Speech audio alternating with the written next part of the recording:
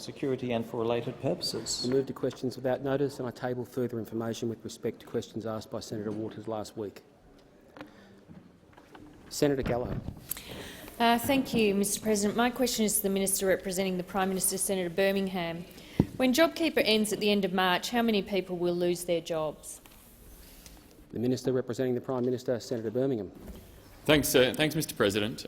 Mr President, the advice that the Secretary of the Treasury has given to parliamentary committees is that he expects the jobs recovery and the economic recovery in Australia to continue. What we have seen during the course of the COVID-19 pandemic is very clearly that the measures our government took saved jobs. JobKeeper, by various estimates, has saved some 700,000 jobs. What we have seen in relation to the 1.3 million Australians who lost their jobs or went to 0 hours at the height of the pandemic is that 93% of them have come back. 93% of those jobs have come back during that time. And what we anticipate, and indeed what the advice from the Treasury, from the Reserve Bank, is that we should continue to expect to see that jobs recovery. Now, that doesn't mean that there won't be, as we have said consistently from the start of the pandemic, that not every job nor every business will be able to be saved. Not every will be able to be saved. And these are quite infantile comments coming from some such as Senator Watt opposite, to be quite frank. These are difficult, challenging issues, but what we have sought to do is put in place the measures to protect the Australian economy, to protect the capacity in the Australian economy, and it has saved hundreds of thousands of jobs along the way, and we are seeing new jobs created. That in net terms, new jobs are being created so far each and every month. That yes, there are some jobs that are being lost, but more are being created as a result of the measures the government is putting in place.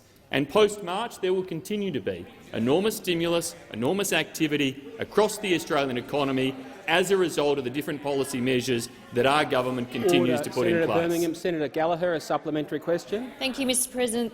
The Reserve Bank Governor expects additional job losses to occur when JobKeeper ends at the end of March.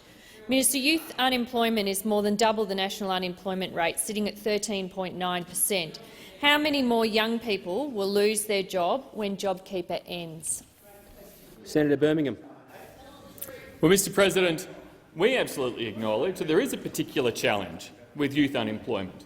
That's why in the budget last year we put in place the JobMaker hiring credit as a policy proposal specific to younger Australians. And those opposite decided to come in and vote against and filibuster and make difficult the implementation of the JobMaker hiring credit. We did that because we looked back at the advice around previous recessions and we knew that younger people in a recession were more likely to find it harder to come back into the workforce than older people. And the evidence is actually proving that to be the case, justifying the policy decisions that our government took. As we've always said through this pandemic, the responses we want to put in place will be targeted and they'll be proportionate. And that's precisely what we've done in relation to youth unemployment there, that the JobMaker hiring credit is there to help target additional support for young Australians because we knew that that's where it would be needed. Senator Gallagher, a final supplementary question. Yes, thank you, Mr President. The Treasury Secretary expects to see job losses and I quote, a pause in the labour market after JobKeeper ends at the end of March. In South Australia, unemployment went up to 7.1% in the last month. How many more South Australians will lose their jobs when JobKeeper ends? Senator Birmingham. Thanks, Mr President. Mr President, what we expect to see, and indeed what the Treasury Secretary, who you just quoted, has told parliamentary inquiries, is that he expects to see continued recovery in relation to the employment market, that he expects to see that continuing post the end of March. Now, Mr President, I know those opposite seem to think that somehow there is a bottomless pit of taxpayer money and that forever and a day we might be able to run the type of subsidies or supports or otherwise across the Australian economy, but that is just not feasible. That is just not feasible. The Australian economy and private sector businesses cannot be run on borrowed dollars and taxpayer dollars forever. The measures we've put in place have got us through the depths of the pandemic. We've taken different transitional steps, and in those different transitional steps at the end of September, at the end of December, those opposite said the sky would fall in and it didn't. Employment continued to grow, unemployment continued to go down, Order, and Senator that is what Birmingham. we're going to continue Time for to the work answer towards. has expired. Senator Chandler. Thank you, Mr President. My question is to the Minister representing the Minister for Health and Aged Care, Senator Colbeck. Can the Minister please update the Senate on the start of the plan to roll out the COVID vaccine across the nation? The Minister representing the Minister for Health and Aged Care, Senator Colbeck. Thank you, Mr President, and thanks, Senator Chandler, for the question. Rolling out the COVID vaccine across the country is one of the government's highest priorities. We all encourage all Australians, when your turn comes, to take the opportunity to line up and receive a vaccine that will protect you, protect your families and protect the broader community and the country. Yesterday, Mr President, we saw 84-year-old Sydney aged care resident Jane Malziak become the first person in Australia to be vaccinated against the virus. The Prime Minister also received his COVID-19 shot, as did our Chief Medical Officer, Paul Kelly, Chief Nurse and Midwifery Officer, Alison McMillan. Vaccinating the Prime Minister, our CMO and Chief Nurse is a demonstration to show all Australians our faith in the safety and the efficacy of the vaccines we're providing. This week is a historic week for Australia and all Australians. Tens of thousands will begin to receive their vaccinations, starting with the most vulnerable first, part of the phased rollout strategy. We have prioritised the most vulnerable people in our society to receive the COVID-19 vaccine first. A team of healthcare professionals will deliver 30,000 vaccines to aged care residents across 240 facilities in 190 communities across the country. In Tasmania, Senator Chandler, the vaccine rollout has begun today in aged care homes in our home state and at the Royal Hobart Hospital in Hobart.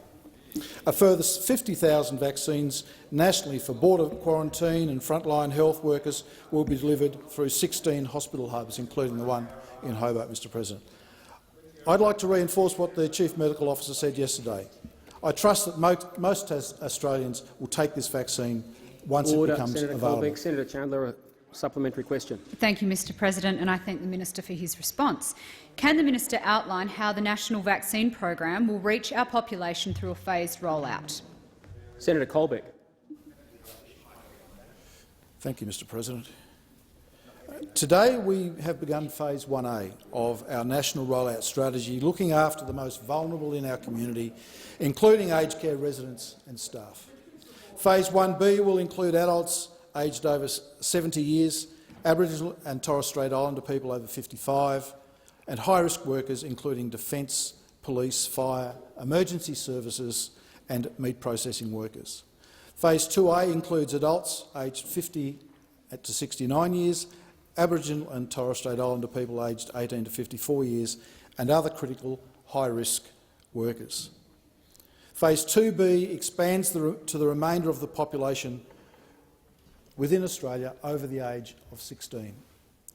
Mr President, this is the biggest national vaccination program we have ever seen, and can I pay tribute to all of the health professionals, the dedicated health professionals who are making this happen. Senator Chandler, a final supplementary question. Thank you, Mr President.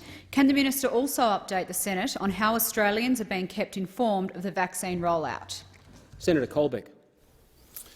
Thank you, Mr President. Our comprehensive information campaign will keep Australians fully informed and up to date about how and where to get the jab. As part of our public information campaign, we've invested in a program for peak multicultural organisations to help reach culturally and linguistically diverse communities. This includes advertising in 32 languages, Mr President. Our message will target specific multicultural groups to ensure everyone in Australia has a full understanding of the vaccination program. The overall national campaign includes regular website updates, social media, local community and grassroots organisations, networks and, of course, the media. There are three steps, Mr President, that Australians can take now to get ready. Firstly, create a MyGov account and link to Medicare. 2, check your contact details for Medicare, ensure they're up to date.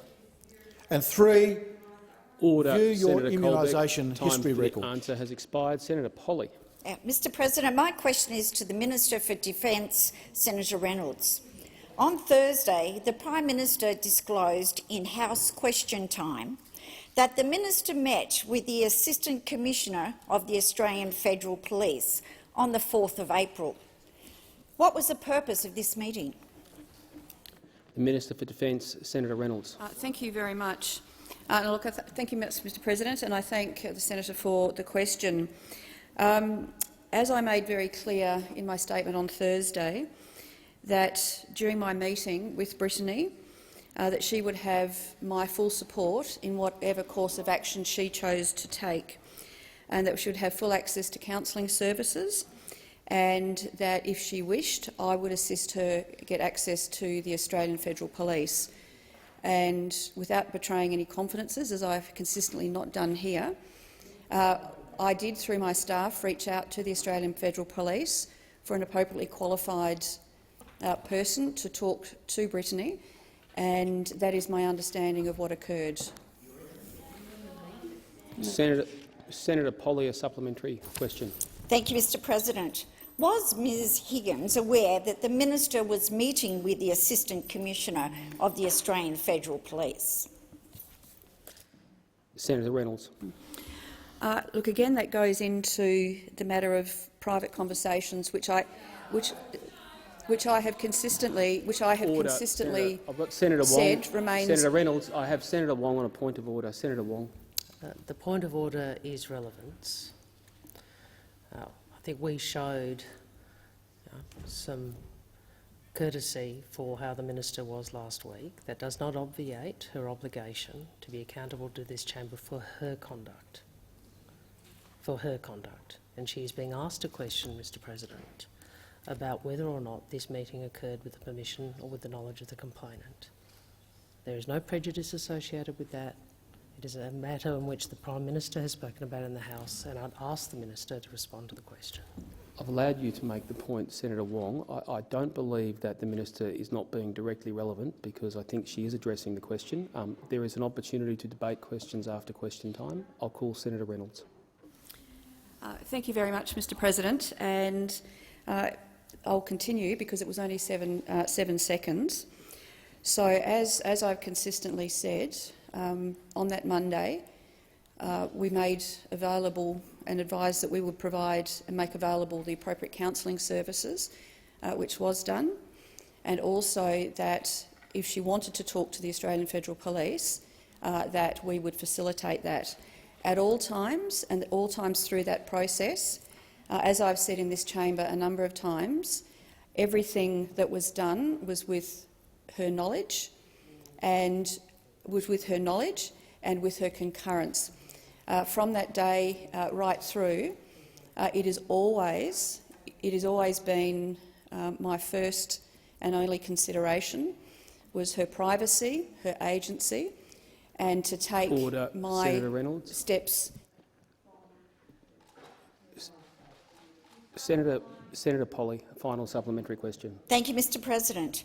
Why was this meeting not disclosed in the minister's previous answers or statement to the Senate last week? Was the minister aware that the Prime Minister was going to disclose this detail in the House? Senator Reynolds. Well, thank you. And I think, as I said twice in the chamber last week, that I did facilitate a meeting for Ms Higgins, if she wanted one, with the Australian Federal Police. And it was the Assistant Commissioner who came up to my office and met briefly with me alone, and then she dealt with, and then I took all advice.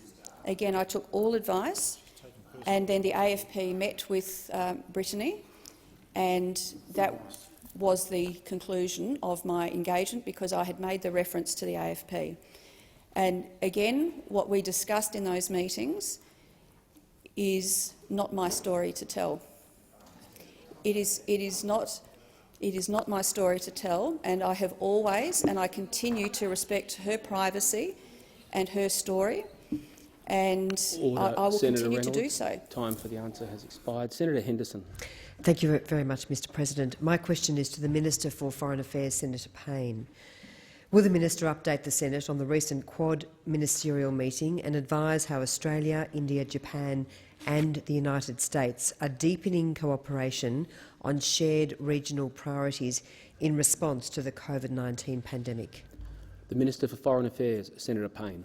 Thank you, Mr President, and I thank Senator Henderson for her question and her interest in these issues.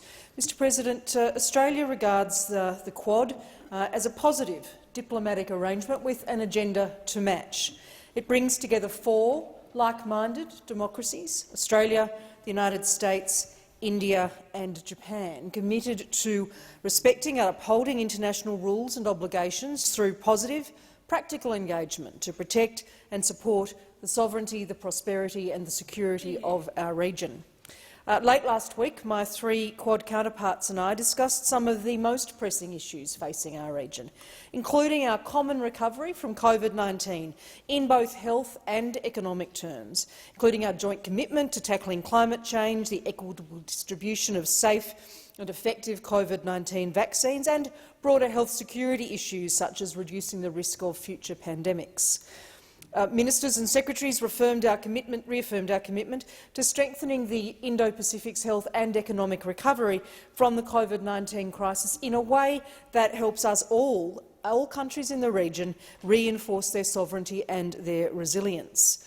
We particularly welcomed the new US Secretary of State, Antony Blinken, less than a month after his confirmation, and welcomed strong engagement and energy from the United States in relation to deepening Quad cooperation and regional engagement across the Pacific more broadly. This was, in fact, the 3rd meeting of the Quad at the level of foreign ministers, following earlier in-person meetings in New York in 2019, last year in Tokyo in 2020, notwithstanding the COVID-19 challenges that travel presents, both of which I was pleased to attend.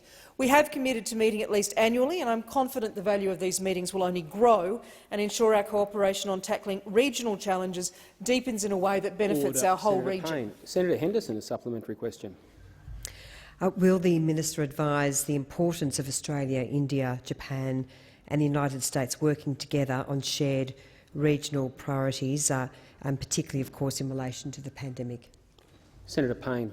Thanks, Mr President, and thank you, Senator Henderson. I think it's important to note that Thursday's Quad meeting was another chance to reaffirm our support for ASEAN centrality, and particularly the principles set out in the ASEAN Outlook on the Indo-Pacific. We're working to support a secure and prosperous region through ASEAN-led architecture, particularly through the East Asia Summit, which again met virtually in the context of COVID last year. We are long-standing supporters of Myanmar's democratic transition, so we discussed our concerns about the military coup. We reaffirmed our support for an ASEAN-led response to those events. We have multiple engagements of our 4 nations in a range of areas.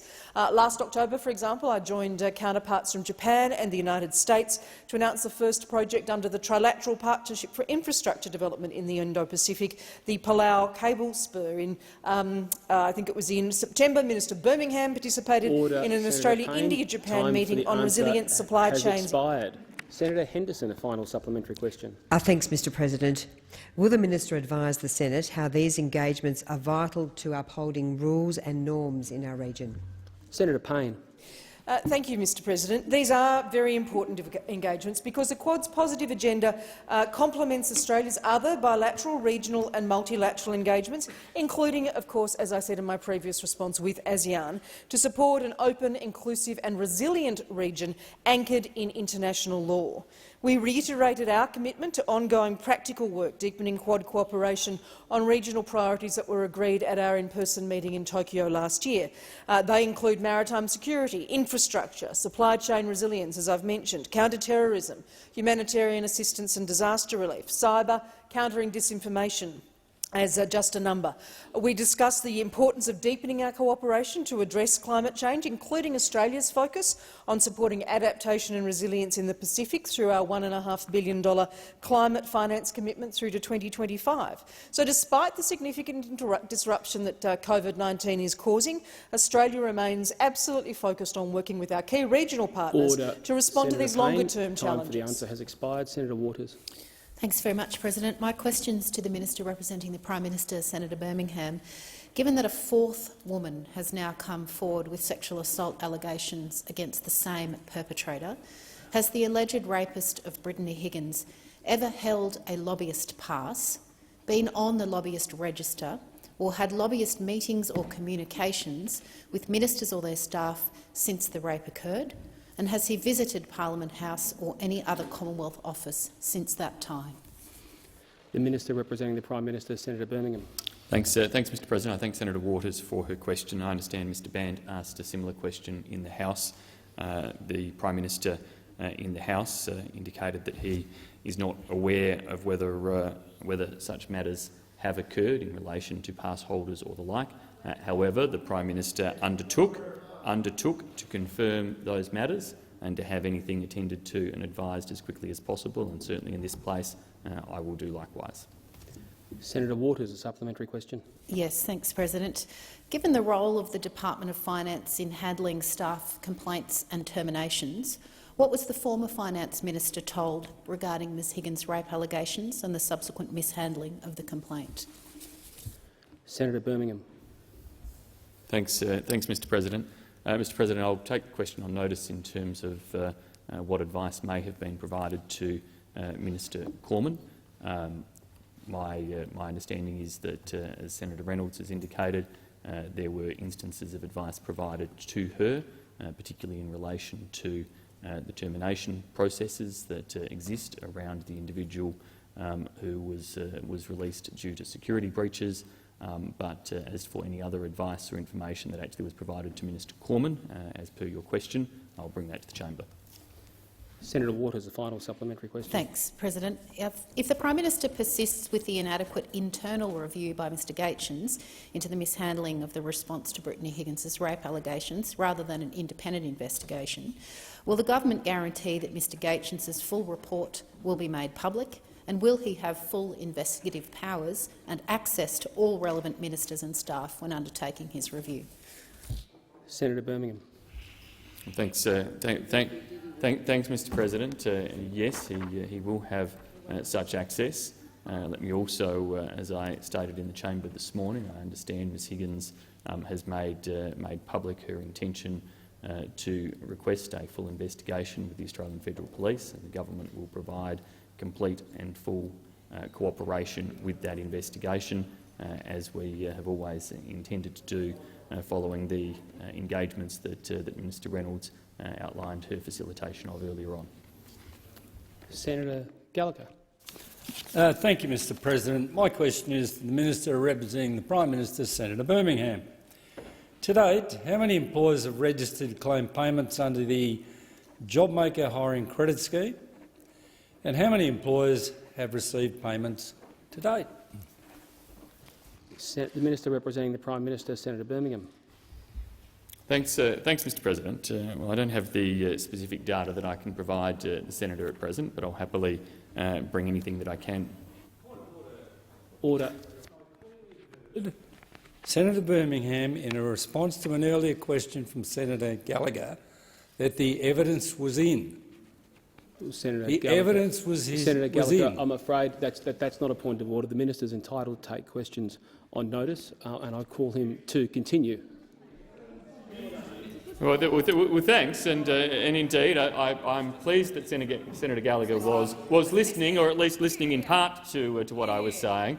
What I was saying was the evidence was clear that a program like JobMaker was necessary, and indeed that evidence that is clear is the fact that in targeting a program to younger workers, we can see from the ABS data, that jobs for those over 55 have actually increased over time, whilst the increase for those aged between 15 and 34, there was actually a 3.3% decrease between March last year and January this year. So for those of older age groups, for those aged 35 plus, there's been an increase in employment of 1.2%. For those aged over 55, there's been an increase of 2.9%. For those in the JobMaker hiring credit target area, there has been a decrease in terms of employment.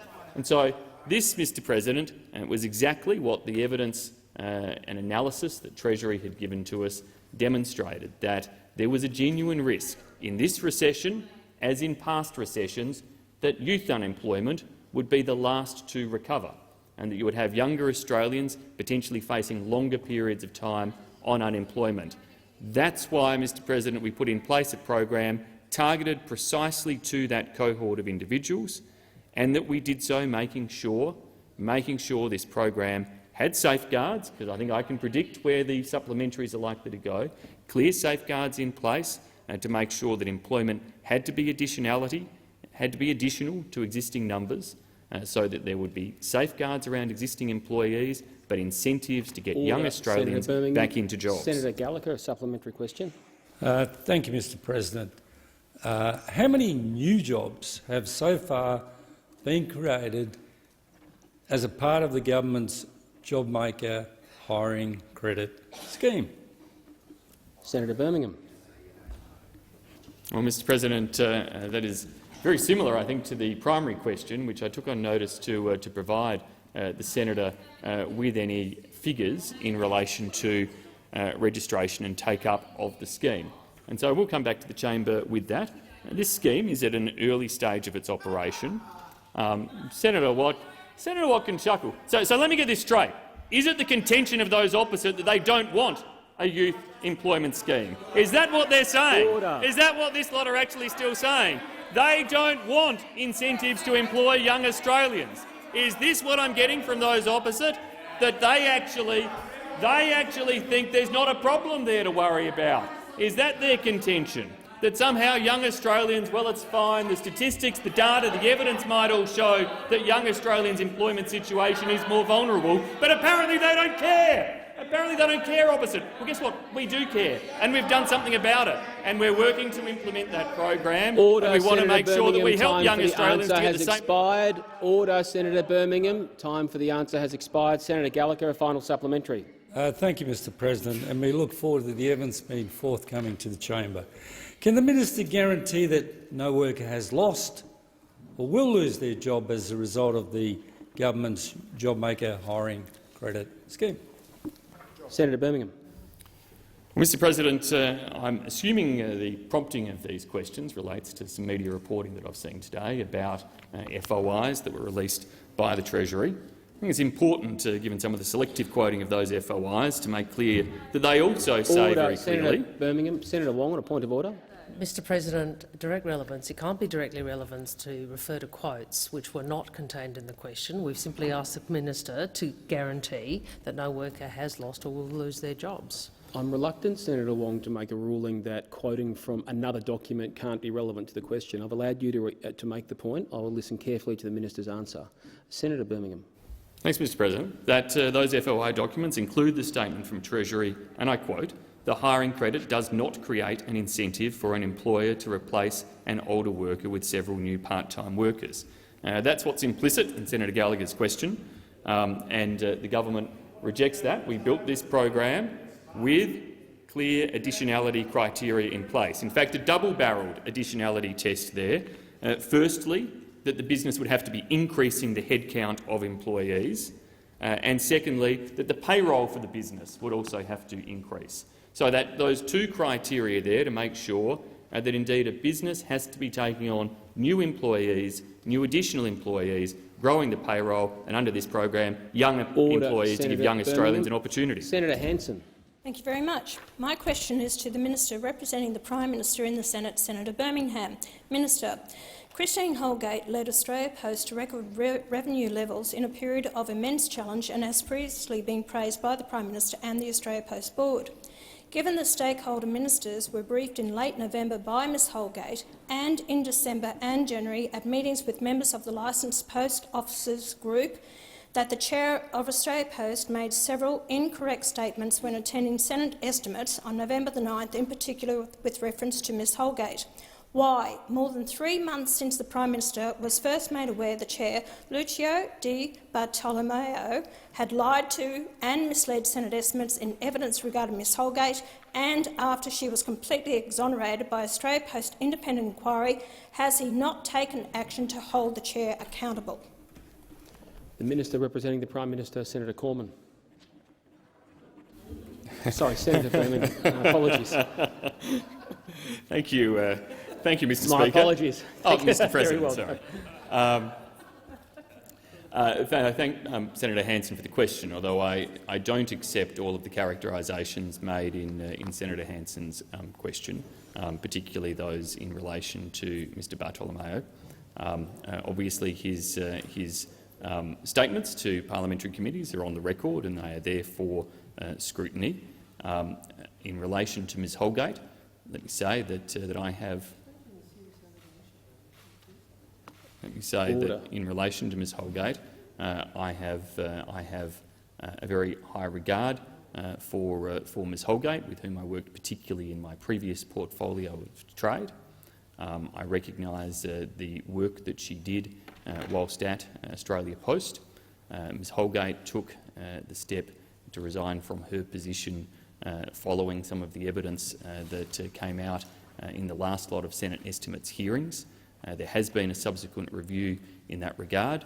That review did make findings in relation to the purchase of Cartier watches and the actions that have been undertaken by Australia Post. It is, and of course, Ms Holgate's decision that she resigned at the time. I do wish her well. In response to that review, I, as Finance Minister, have taken steps across all government business enterprises to remind them of their responsibilities under the PGPA Act, and particularly the responsibilities to ensure appropriate use of taxpayers' money, which ultimately was the matter of concern in relation to the purchase of those Cartier watches.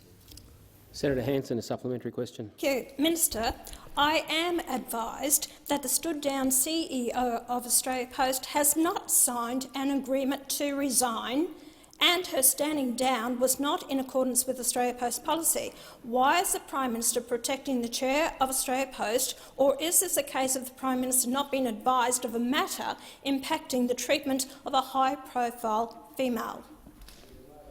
Senator Birmingham. Thanks, Mr. President. Well, no, I don't accept the characterisation there, Senator Hanson. The statement released by Ms Holgate following Senate estimates clearly indicated her public announcement of her resignation. That was a decision made by Ms Holgate. As I said, I hold her in high regard. We are all capable of making mistakes and errors of judgment in relation to certain matters, and of course, in relation to these matters, the government has sought to make sure not only that there was an appropriate review which was undertaken, but also now that all government business enterprises are reminded of their responsibilities and obligations. And I know that as a result of that review as well, Post will take further steps in relation to their procedures and practices to make sure that taxpayers' money and funds are respected appropriately in the future. Senator Hanson, a final supplementary question. Thank you. Ms Holgate did not resign, and she did not release the statement, and continues to receive resounding support from the employees and contractors at Australia Post. Will the Prime Minister apologise to Ms Holgate, and will the Prime Minister, who so quickly abandoned her, support Ms Holgate's continuation as CEO, and what action will be taken against the chair of Australia Post? Senator Birmingham. Mr. President, we will continue to work with the Board of Australia Post to make sure that the organisation implements the findings of the review that were undertaken. As I said, I don't accept the characterisation of some of the elements that Senator Hanson has brought forward. Ms Holgate, I wish well in relation to her future endeavours. We will continue to work with licensed post office franchisees, with postal representatives and others across the Australia Post system to make sure that some of the good work that occurred under Ms Holgate's tenure continues and is advanced by the new Chief Executive, the recruitment process of which is well underway. Senator Hughes. Thank you, Mr President. My question is to the Minister representing the Minister for Immigration, Citizenship and Multicultural Affairs, Senator Cash. With the COVID-19 vaccine rollout now underway, could the Minister please update the Senate on how the Morrison government is supporting Australia's multicultural communities to access the COVID-19 vaccine? The Minister representing the Minister for Immigration, Citizenship, Migrant Services and Multicultural Affairs, Senator Cash. Thank you, Mr President, and I thank Senator Hughes for her question. And Australia's COVID-19 vaccination program is officially underway. And what we saw yesterday, the 21st of February 2021, was 84-year-old World War II survivor Jane Maleziak. She was able to get the first jab, and I think it was a proud moment for all Australians. But, Mr President, ensuring the safe and effective COVID vaccines are available to everyone in Australia is a key priority for the Morrison government. And that is why, as a government, we're extending free access to COVID-19 vaccines to all visa holders in Australia. And this will include refugees, asylum seekers, temporary protection visa holders and those on bridging visas. We also know that many people in the first groups to be vaccinated are from culturally, linguistically diverse communities, making timely access to translated and culturally appropriate information critical. The Department of Health's Vaccine Hub has translation for 63 languages available on its website and now on mobile devices. To build on this resource, the government has developed a comprehensive communications plan to reach people from cultural and linguistically diverse backgrounds. The campaign itself will now run across a number of channels, including traditional and social media, and utilise existing networks of health professionals, local community and, of course, grassroots organisations. A range of translated resources have also been developed for multicultural communities, including radio and print editorials, in-language web content, social media posts and posters. We're also working with SBS to produce short explainer videos on the vaccine rollout in more than 60 languages, and the Migration Council of Australia on an animated vaccine explainer in 29 languages. Senator Hughes, a supplementary question. Thank you, Mr President. How do these supports for our multicultural communities complement our broader vaccine rollout strategy? Senator Cash. Well, Mr President, as you've heard from both the Prime Minister and the Minister for Health, our vaccine rollout ensures that people who are most at risk and who need protection the most will receive a vaccine first. The Pfizer vaccine will be administered through hospital vaccination clinics in each state and territory and in aged care and disability care facilities across Australia. Approximately 80,000 doses of the Pfizer vaccine will be released in the first week. Under the Australian government's plan, quarantine and border workers and aged care residents are on track to be vaccinated by April 2021. In addition to our support for multicultural communities, our public information campaign will keep Australians up to date about the safety and effectiveness of COVID-19 vaccinations, including how and when to get the vaccine. Our key message to Australians is that it is safe, it is effective and will protect you and your loved ones. Senator Hughes, a final supplementary question. Thank you, Mr President. How will our COVID-19 vaccination rollout support Australia's economic recovery? Senator Cash. Well, Mr President, the COVID-19 vaccination rollout is a crucial next step in our economic recovery. For our most affected businesses, in particular in the tourism sector, the arts and events industries, the vaccine will be particularly welcomed. We're already emerging from the COVID-19 recession in a way that very few advanced economies are. We've seen now over 800,000 jobs, and that's approximately 93% of those lost during COVID-19, return to the economy. We're continuing to see consumer confidence, business confidence and job ads grow to levels higher than before the COVID-19 pandemic. Despite the impacts of COVID-19, an additional 46,000 businesses were trading over the year to June 2020. Around $200 billion in our economic support is sitting on the balance sheet of family and businesses, providing a long tail of economic stimulus to support our recovery. Senator McCarthy. Thank you, Mr President. My question is to the Minister for Defence, Senator Reynolds. At any time did the minister disclose to the Prime Minister that her former staff member, Ms Higgins, had made allegations that she was raped in the minister's office? If not, why not? The Minister for Defence, Senator Reynolds. Thank you very much, Mr President. And in short, no, I didn't. And the reason for that, as I've consistently said here in this chamber, that it was not my story to tell, it never was. So I at all times took my lead from Brittany Higgins in terms of what support she needed and who was to know about this and who was not. And the advice is always, whether it's from 1800RESPECT, whether it's from others, you always take the lead of the individual, and that is what I did. Senator McCarthy, a supplementary question. At any time did the minister disclose to any of the Prime Minister's staff that her former staff member, Ms Higgins, had made allegations that she was raped in the minister's office? If not, why not? Senator Reynolds. I'll refer back to my previous answer, is that at all times I took my counsel from Brittany Higgins in terms of making sure she had the right support. And order. Senator Reynolds. I have Senator Wong on a point of order. Thank you, Mr President. Direct relevance. The question before we get to the justification was whether or not the minister had disclosed the fact of the alleged rape to any of the Prime Minister's staff, and I'd ask the minister to return to that question. Senator Wong, you've restated the first part of the question.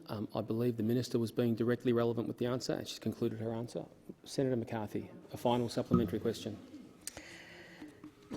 At any time did the minister disclose to any other minister that her former staff member, Ms Higgins, had made allegations that she was raped in the minister's office? If yes, which ministers and when? Senator Reynolds. Well, thank you, Mr President. And I again refer you back to I took my counsel at all times from the advice that I received, and that it was about Ms Higgins' choice. I've got Senator Wong on a point of order. Senator Reynolds. Senator Wong. Direct relevance, yes, it is about Ms Higgins, and she has made her views very clear, and we are asking you questions about your conduct. And the question that I'm asking you to return to, through you, Mr President, is whether or not you disclose the allegation of rape to any other ministers, and if so, when? I believe, Senator Wong, the minister is being directly relevant by it. I believe I can't instruct a minister how to answer a question.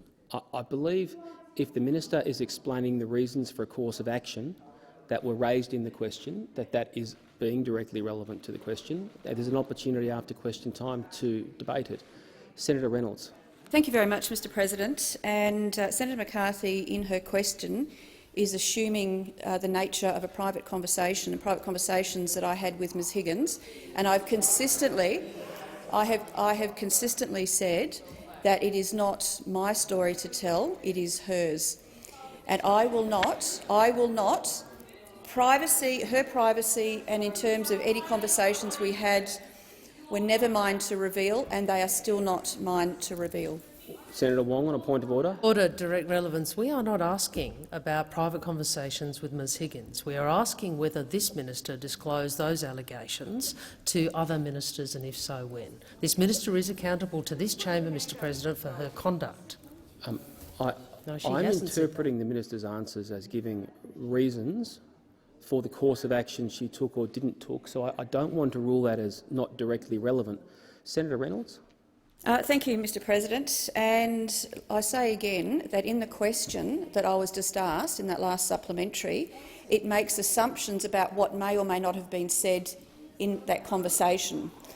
And I am not going to say anything that breaches the confidence of that conversation.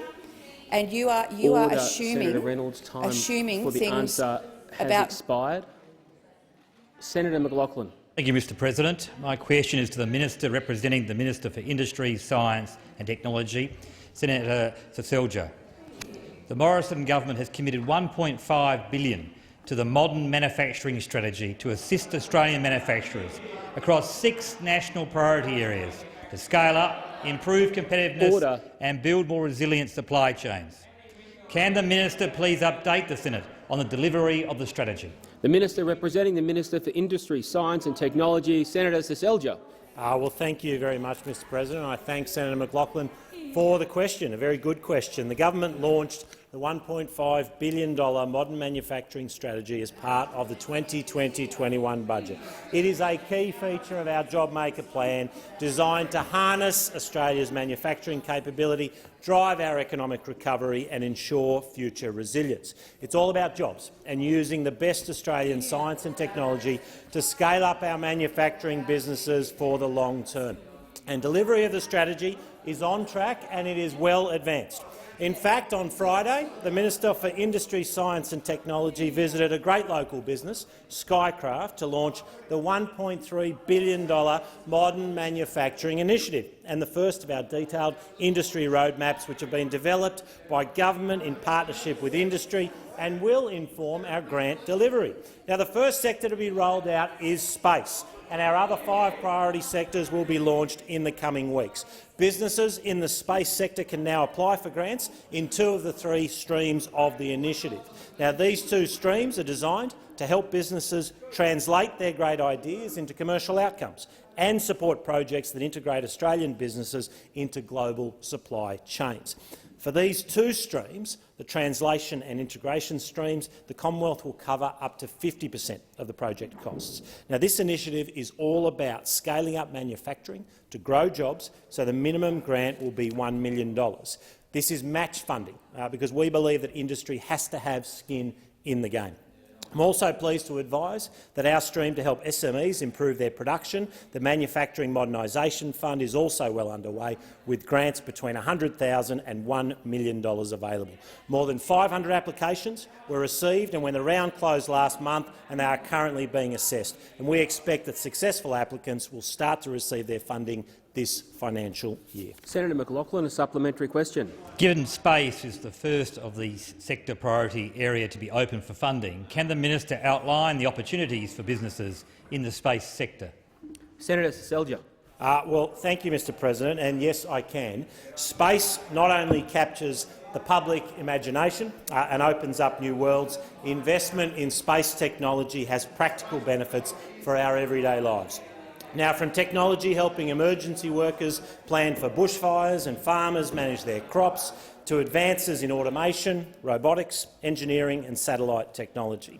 Now, the Space National Manufacturing Priority Roadmap identifies key areas of opportunity for government and industry to work together to lift space manufacturing capability, drive collaboration by helping Australian businesses demonstrate their space-qualified products and facilitate access to domestic and global supply chains.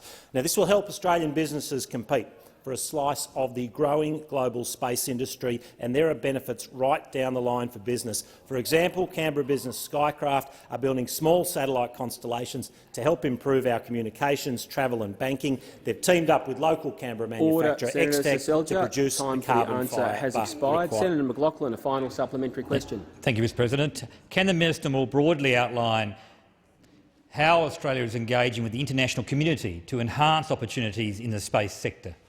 Senator Seselja. Well, thank you, Mr President, and yes, I can. The global space sector is currently worth over $350 billion, and our goal is to make sure our Australian businesses can get access to that market. That's why the Liberal National Government established the Australian Space Agency, and we've now entered into a number of formal agreements with international space agencies, including in the UK, UAE, EU, US, Japan, India and others. Australia is one of the 7 founding international partners who have signed the Artemis Accords. This is a practical set of principles for cooperation among nations participating in NASA's 21st century lunar exploration. Our government is ensuring our local industry has the opportunity to benefit from the Artemis mission with our Moon to Mars initiative, which provides grants to businesses to help them become part of the supply chain for the mission. It's an exciting era for the Australian space industry, and this government is backing it all the way. Senator Sheldon. My question is to the Minister representing the Prime Minister, Senator Birmingham. I refer to reports that at least 4 women have come forward with allegations of alleged sexual assault, harassment, and raped by the same former staff member. One former Liberal staffer who alleges she was raped has said, and I quote, "If this has been properly dealt with by the government in 2019, this would not have happened to me." Did any member of the ministry or their staff have knowledge of this alleged sexual assault prior to the public report? The Minister representing the Prime Minister, Senator Birmingham. Thanks, Mr. President. Mr. President, I don't believe there is a case to believe, as Senator Sheldon has suggested there. I will come back to the chamber if there is anything to the contrary in that regard. Senator Sheldon, a supplementary question. A third woman, who was a volunteer for the Coalition in the 2016 election campaign, says she was barely out of school when she was allegedly sexually assaulted by the former staff member who was working in a minister's office at the time. Did any member of the ministry or their staff have knowledge of this alleged sexual assault prior to this public report? Senator Birmingham. Thanks, Mr. President. Again, not to my knowledge. I have no reason to believe that would be the case. If there is anything that changes that, I will let you know, Senator Sheldon. Obviously, all of these allegations are incredibly traumatic and distressing and underpin the crucial work that needs to be undertaken to give all women, all people, confidence in relation to the processes and procedures that are there to enable and to support them to report such instances such that perpetrators and offenders can be brought to justice. And certainly, as I've said in this chamber already, the government will give full cooperation to the AFP as they work with Ms Higgins, as she has publicly indicated, as I would expect us to do in any and all circumstances of such terrible matters. Senator Sheldon, a final supplementary question. Another survivor of alleged sexual assault, Chelsea Potter, has today spoken of the minister's refusal to speak with her. Can the minister explain his response to this request? Senator Birmingham. Thanks, Mr. President. I can. Ms Potter, whose story has been well publicised in the Sydney Morning Herald in July of 2019, I think. I first became aware of Chelsea's claims after my office was approached by journalists from the Sydney Morning Herald shortly before publication. In between being contacted by the journalist and publication, Chelsea sent me a text message to ask if I would like to catch up for a beer with her. I was unable to at the time, but I replied indicating that I was aware of the conversation she was having with the media, encouraging her to seek independent and professional assistance. I suggested organisations such as 1800-RESPECT or the South Australian Women's Information Service as appropriate avenues. I've indicated in relation to Chelsea and indeed others that through the process this parliament, I hope, will undertake that we can, I hope, engage with them such that they can feel that process helps to address the matters of concern they rightly have from their past experiences, and that we can all have an improved understanding of how to prevent these issues and better respond to them in the future. Senator Small. Mr. President, my question is to the Minister for Families and Social Services, Senator Ruston. And it's something that's close to my heart, and I know close to the hearts of those on the government benches. How is the Morrison government assisting Australians with disabilities to enter and remain in the Australian workforce? The Minister for Families and Social Services, Senator Ruston. Thank you very much, Mr. President, and I thank Senator Small for his question and acknowledge his commitment, along with the commitment of this government, to breaking down barriers for Australians who find themselves, or who have disability, who find themselves unemployed. As we emerge from the impacts of the COVID pandemic, it is really, really important that we focus on jobs for everybody, but particularly to make sure that people with disability get the same opportunities as everybody else, to make sure that they can make their contribution to the economic security and well-being of our country, because we know that a job is a real game changer for anybody, and that shouldn't be any different for somebody who lives with disability. And that's why we are in the process of developing the National Disability Employment Strategy. And I'm really delighted to say, and it's probably very topical this week, that I have appointed the 2016 Australian Paralympian of the Year, Dylan Alcott, in conjunction with the Monash University Vice-Chancellor Simon McCown, as the joint chairs of the new Disability Employment Advisory Committee. And I say timely because last week a very inspirational Australian in Dylan Alcott won his 7th consecutive Australian Open disability or wheelchair title, which is just fantastic and a great inspiration for young Australians who live with disability to show the amazing things that you can do. And so I congratulate Dylan on his amazing achievement. But together with Professor McCown, they are providing absolutely essential advice about ways to positively drive change to assist Australians to gain and maintain employment to the level of their ability. And these two gentlemen are supported by a number of people, other people who live with disability, to make sure that our disability employment strategy is informed by people with disability.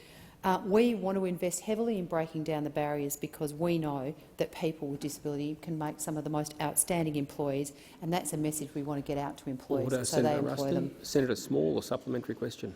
Thank you, Mr President. Minister, can you outline the key priorities of that National Disability Strategy? Senator Ruston. Thank you very much, Mr President. Well, first and foremost, the most important thing that we need to do in the development of the National Disability Strategy is to make sure that we get the states and territories and local governments, the community, businesses, everybody in our society to come on the journey with us, because it will only be through consultation with everybody, but very much through consultation with people with disability, that we will be able to bring this new strategy into effect later this year. But most particularly, the National Disability Strategy will have a very, very strong focus on employment, but particularly on financial security, on education, on health, and making sure that we change community attitudes so that people with disability will be able to take on opportunities for employment and incorporate the key elements of the broader strategy, disability employment strategy. We want employers to understand the advantages of employing people with disability, and that means that we must make sure that our recruitment processes are appropriately targeted. Senator Small, a final supplementary question.